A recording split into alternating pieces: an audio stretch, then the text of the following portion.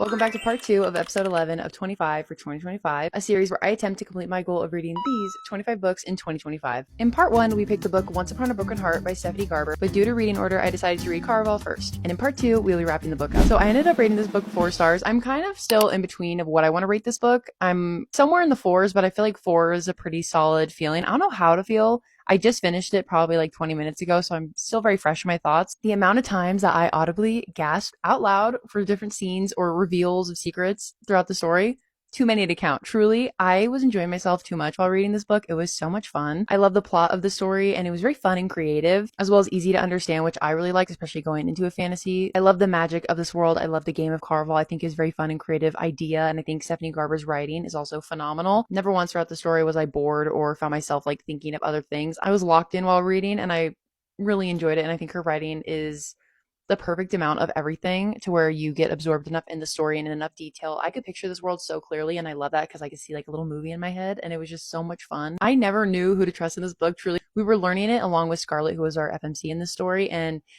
at some points, I don't even know if she was telling the truth or the people she was speaking to were telling the truth. So I really like that aspect of it because sometimes as readers, we're given details that our main character doesn't know, but we do. And in this case, we were following along with Scarlett the whole time, and we were just as lost as she was in certain parts. That definitely played into the whole point of Caraval being this like game of secrets and lies and deception and stuff. But like the whole point of it is that it's just a game, but people still go crazy while playing it. I also like that different moments in the book that brought up questions were answered at the very end of the story, and everything kind of made sense and wrapped up very nicely. Obviously, there are still questions that need to be answered, and that's what the other two books are for. But for this book, I feel like the way that characters were reacting to others or how things played out, it all really made sense, and we were given somewhat of a conclusion. The ending was absolutely insane. I had to record like part of my reaction on this. I'm going to be filming a big reading vlog for all these books that I'm reading, but I did film my reaction to like one chunk of this book. Truly shocked. It was insane. At the end of the book, I felt like I was going insane. Scarlett felt like she was going insane. I didn't know who to trust. No one knew who to trust. And I don't know who was lying, who was being honest. So I think that just shows how well of a story Stephanie Garber created and her writing and just